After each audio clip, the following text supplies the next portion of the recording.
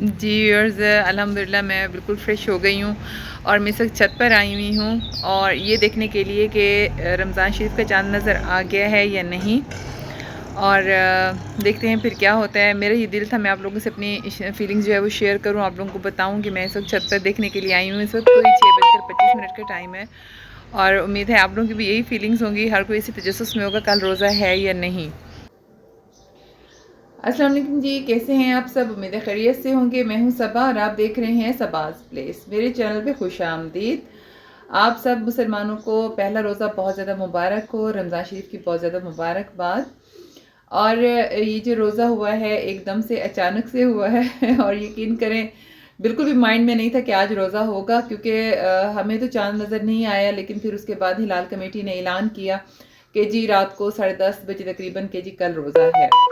तो जी हमने भी मान लिया और रोज़ा रख लिया हुआ है। अल्लाह पाक सबके रोज़े कबूल फरमाए। लेकिन था बहुत ही अचानक वाला रोज़ा। असल में बहुत सारी ऐसी दुआएं होती हैं, बहुत सारी ऐसी बातें होती हैं जो हमने चाँद देखकर पढ़नी होती हैं। तो मेरी वो तमाम दुआएं तो रह गई, लेकिन फिर मैंने पता है क्या किया, जैसे ही रोज़े का ऐलान हुआ ना तो मैं रात को वो चीज़ मैंने पढ़ ली। तो वो तमाम दुआएं जो आप पहले रोज़े का ऐलान सुनने के बाद ही चाँद देखने के बाद पढ़ते हो तो वो पढ़नी चाहिए। 21 बार सूरत कदर ज़रूर पढ़नी चाहिए, इन्ना अंज़लनाहु फ़ी लैलतिल क़द्र। तो ज़रूर पढ़नी चाहिए, इससे खैर बरकत रहती है, पूरा साल इंसान महफूज रहता है, रिस्क में इजाफा रहता है। इस तरह की 2-4 और दुआएं भी थी। तो जी बहरहाल तमाम अहले वतन को और तमाम मुसलमानों को बहुत ज़्यादा रमज़ान शरीफ की मुबारकबाद। अच्छा, एक और बात भी आप लोगों से मैं कहना चाहूँगी कि मैं इस वक्त 2 टॉपिक्स पे काम कर रही हूँ। एक मैं डालती हूँ व्लॉग्स अपने चैनल पे और एक होता है मेरा ब्यूटी से रिलेटेड वर्क। उसमें स्किन केयर हो गई, मेकअप्स हो गए, ब्यूटी से रिलेटेड मेरा सारा वर्क होता है। तो उसके मुताबिक फिर मैंने वीडियोज़ बनाई हुई होती हैं। तो मैंने अभी क्या किया हुआ है कि जी मैंने प्लेलिस्ट तैयार की हुई है, एक में जिसमें मेरा सारा काम होगा, ब्यूटी टिप्स और मेकअप्स वगैरह और व्लॉग्स वगैरह। तो वो प्लेलिस्ट में डिस्क्रिप्शन बॉक्स में ज़रूर उसका लिंक दे देती होती हूँ, तो आप लोग आराम से वॉच कर लिया करें। जो लोग इंटरेस्टेड हैं मेकअप वर्क में या स्किन केयर में तो वो स्किन केयर वाली प्लेलिस्ट देख सकते हैं, और जो लोग इंटरेस्टेड हैं मेरे व्लॉग्स में तो वो मेरे व्लॉग्स भी देख सकते हैं। ठीक है, तो बस इस तरह से कुछ सूरत हाल है। और उसके अलावा एक और बहुत पते की बात मैं आपको बताऊं कि तकरीबन हमारे मुसलमानों में 60-70% मुसलमान ऐसे हैं जो रोज़ा रखते हुए एक बहुत बड़ी गलती करते हैं, और वो ये समझते हैं कि शायद हमारा रोज़ा है और हमने रोज़ा रखा हुआ है। असल में वो उनका रोज़ा नहीं होता, वो उनका फाका काउंट होता है, क्योंकि वो थोड़ा सा इतनी बड़ी गलती कर देते हैं कि देखने में वो छोटी सी है लेकिन वो है बहुत बड़ी गलती। और वो गलती ये है कि जिस वक्त सुबह अजान होती है ना तो वो अजान ख़त्म होने तक भी खाते पीते रहते हैं, और वो ये समझते हैं शायद अजान ख़त्म होने तक का टाइम होता है रोज़ा रखने के लिए, जबकि ऐसा नहीं होता। रोज़ा रखते हुए जब सायरन बजता है इट्स मीन कि आप अपना खाना पीना बिल्कुल बंद कर दो। जब पहली अल्लाह अकबर स्टार्ट होती है तो उस वक्त आपका खाना पीना बंद हो जाना चाहिए, वरना रोज़ा बंद करने से पहले सायरन क्यों बजता? ठीक है, आप यहाँ से अंदाज़ा लगाएं। और दूसरी बात यह है कि अजान तो इसलिए आती है कि अब आप नमाज़ पढ़ लें, ना कि आप रोज़ा मुकम्मल कर लें, इसलिए अजान होती है।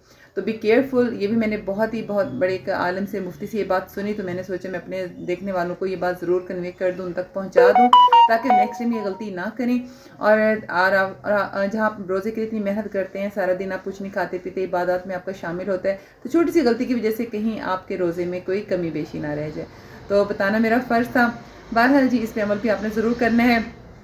और हाँ, अगर कोई बहुत इमरजेंसी है, बिल्कुल आपका रोज़ा छूट रहा है और आपकी आंख लेट खुली है, तो आप जैसी पहली अल्लाह अकबर हो रही हो तब तक उठ के पानी पी लें, ना कि पूरी अज़ान के ख़त्म होने का वेट करें और फिर पूरी जो है सैरी आप कर रहे हो, तो ऐसा नहीं आपको करना चाहिए। तो अभी जो है सामान आ चुका है और मैं इफ्तारी की तैयारी करती हूँ। सारा दिन रेस्ट करने के बाद अभी मैं ज़ोहर की नमाज़ के लिए उठी थी, तो मैंने सोचा कि आप लोगों से थोड़ी सी बात भी कर लूँ, फिर उसके बाद इंशाल्लाह इफ्तारी के भी थोड़ा बहुत जो है आपके साथ शेयर करते हैं। और पहला रोज़ा आप लोगों ने किस तरह गुजारा कमेंट बॉक्स में ज़रूर बताइएगा। क्या बात है, कहाँ कर ले हो हैं? दोनों बैठे हैं वेट में। हाँ जी, कहाँ थी मम्मा? आपसे बात नहीं किया आज मम्मा ने? जी मिठू, अस्सलाम वालेकुम, हेलो, कैसी हो मिठू? मिठू तो फौरन एक्टिंग में आ जाती है। ओए मेरा सोना बेटा, ओए मेरा सोना बेटा, ओए मेरा सोना बेटा, वो एक्टिंग में। मिठू कैसे हो? हाँ जी, मिठू की एक्टिंग। डोनी बाबा भी आ गए, डोनी बाबा।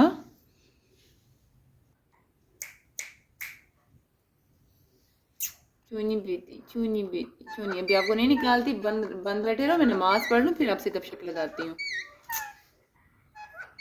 अभी इसी वेट में हमसे बातें करें। मिट्टू आप तो बातें सुनो, इतनी प्यारी प्यारी बातें करते हो।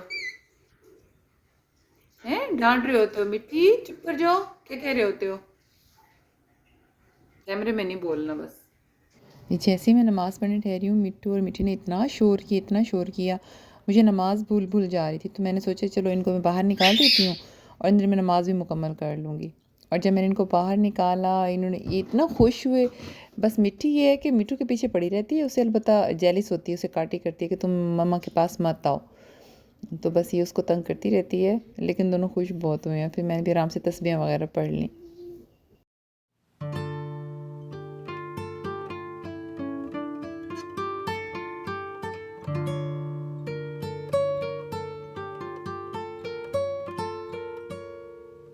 अच्छा मिट्टी की एक आदत है कि जब ये निकल आती है ना बाहर, तो उसको कहती है मुझे आप या कंधे पे बिठाएं या बाजू पे बिठाएं। तो ये इतनी मैडम है। और ये देखिए, ये मसाला लपेटो, अब क्यों तुमने बिछाया है, बस अब इसको लपेटो सारा, हमारे साथ खेलो, हमारे साथ बातें करो। इसकी ये कोशिश होती है। मिट्टू बेचारा शरीफ बंदा है, एक तरफ मुँह करके बैठा रहता है। जनानियाँ वाकई डाढ़ी होती हैं।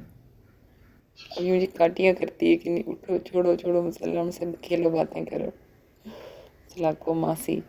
मिट्टू बहुत बातें करने लग गया है। किस दिन चोरी चोरी मैं कैमरा ऑन करके रखूँगी, इसकी रिकॉर्डिंग्स करूँगी, आप लोगों को सुनवाऊँगी। बहुत ज़्यादा बातें करता है मिट्टू ना।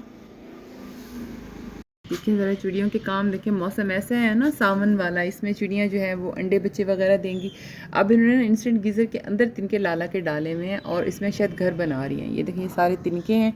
अब मैं इतनी कॉन्शियस हुई कि अल्लाह ना करे अगर गीज़र नीचे से ऑन हो तो इनको कहीं आग न लग जाए। मैं पीछे से अब इसकी तार, इसकी गैस की तार निकाल देती हूँ ताकि यहाँ पे कोई गीज़र ऑन ना करे।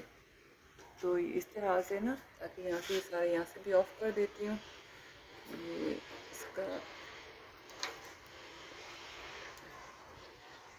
नीचे से बटन भी ऑफ कर देती हूँ ताकि ये ऑन ना हो और ऊपर इनको कोई नुकसान ना हो जाए।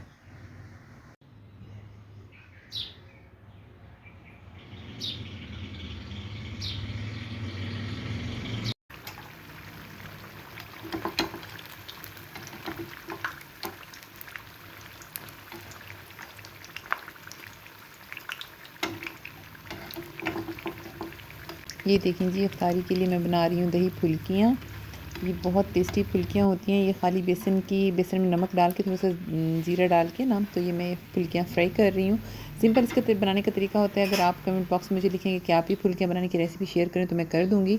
बहुत लाइट है, रोज़ा खुल के बहुत ही अच्छा लगता है, बहुत मज़े की लगती हैं ये। अच्छा, इनको हम निकाल के ना डायरेक्ट पानी में ही डाल देंगे। ये देखिए साथ मैंने पानी भरा हुआ है, तो ये आपने निकाल के इनको पानी में डाल देना है। फुल्कियाँ थोड़ी सी जब गुलाबी हो जाएँ, ब्राउन हो जाएँ, हल्की ब्राउन, तो इनको निकाल के पानी में डाल देना है। सिंपल इनके बनाने का बिल्कुल तरीके पर। और पानी में जब सारी ये डाल लेंगी ना, तो फिर हमने फ़ौरन इनको हल्का हल्का सा निचोड़ के बाहर निकाल लेना है। ये दही मैंने तैयार की हुई है। इस दही में भी भुना हुआ ज़ीरा डाला हुआ है, कुटी लाल मिर्च, हल्के सा नमक और काली मिर्चें डाल के तैयार। ये देखें जी, ये फुल्कियाँ हमने पानी से बाहर निकाल ली हैं। ये इस शक्ल की हो जाती हैं, बहुत नरम, बहुत सॉफ्ट। ऊपर दही डाल के खाएँ तो बहुत ही मज़ा आता है, बहुत लाइट, और अफ्तारी में बहुत मज़ा आता है। ये जी हमने फिर सलाद भी साथ बना लिया, प्याज, हरे धनिया और हरी मिर्चों के साथ। तो जी चार चाँद लग जाते हैं, फिर बहुत मज़ा आता है। एक और डिश जो मैंने तैयार की, बहुत ही टेस्टी, बहुत मज़े की है। जल्दी से आप रेसिपी नोट कर लें इसकी। तो आपने चिकन को लंबे पतले स्लाइसेस में काट लेना है। फिर लेमन जूस लेना है एक बाउल में। उसमें आपने मैरिनेशन के लिए, चिकन की मैरिनेट करने के लिए कुछ तैयार कर लेना है मसाला। तो इस मसाले में हमने नमक डाला, कुटी लाल मिर्च डाली, ज़ीरा डाला, चिकन पाउडर डाला, चिली पाउडर डाला, थोड़ी सी हल्दी डाली, और उसमें फिर हमने ज़ीरा भी डाला। अब इस सारे चिकन को इसमें अच्छे से मैरिनेट कर लेते हैं। उसके बाद 2 घंटे के लिए इसको फ्रिज में ढक के रख देना है। इतनी देर में आपने आलूओं को बारीक बारीक बिल्कुल कट कर लेना है। फिर इस आलू में काली मिर्चें ऐड करनी है, नमक ऐड करना है, कॉर्नफ्लोर ऐड करना है, और थोड़ा सा पुदीने या धनिया के पत्ते ऐड कर देने हैं। अच्छा, एक अंडा भी इसमें ज़रूर ऐड करना है। उसके बाद आपने इसको ऊपर तले करने के बाद इस चिकन को लपेट लेना है जी आलूओं में, और फिर करना है फ्राई। और फिर आप इसका टेस्ट देखिए कितना ज़बरदस्त बनता है। ये जी मैंने यहाँ पर बनाए हुए हैं, अफ्तारी में हम खा रहे हैं, तो क्या ही बात है। बहुत मज़ेदार, चिकन बिल्कुल अंदर से गल चुका है और टेस्ट बहुत ही ज़बरदस्त है। ये भी आपने ज़रूर अफ्तारी में बनाना है। एक और मज़े की बात व्यूअर्स मैं आपको बताऊं कि इतना मुश्किल होता है ना ये डिसाइड करना कि इफ्तारी में क्या बनाया जाए, क्योंकि कभी किसी का कुछ खाने को दिल कर रहा होता है और कभी किसी का कुछ खाने को दिल कर रहा होता है। आप लोगों ने क्या क्या बनाया मुझे ज़रूर शेयर कीजिएगा, ताकि थोड़ा सा आइडिया हो जाता है नेक्स्ट टाइम हमने नेक्स्ट रोज़े में इफ्तारी के लिए क्या बनाना है। ठीक है, उम्मीद है आज ये छोटा सा व्लॉग आपको पसंद आया होगा। पसंद आया हो तो लाइक एंड शेयर ज़रूर कर दें, सब्सक्राइब भी ज़रूर कर दें। मेरी कोशिश होती है मैं अपनी वीडियो में कोई ना कोई नॉलेज की बात आप लोगों से शेयर करूँ, आप लोगों को बताऊँ, और साथ ही साथ अपना व्लॉग भी शेयर करूँ, जो रूटीन है मेरे दिन की वो शेयर करूँ। तो का पूरे सीज़न में एक अफरा तफरी का माहौल रहा है और जल्दी जल्दी आना, जल्दी जल्दी सब कुछ करना, तो इस तरह से करते कराते फिर जो है अब ये मौका मिला है अल्हम्दुलिल्लाह इबादत का, नमाज़ वगैरह पढ़ने का, घर की देखभाल करने का, तो अभी मैं उसमें मसरूफ़ हूँ। तो इसके साथ ही मुझे दीजिए इजाज़त, अपना बहुत सा ख्याल रखिएगा, दुआ में याद रखिएगा। कल मिलते हैं एक नया फ्रेश व्लॉग के साथ, तब तक के लिए अल्लाह हाफ़िज़।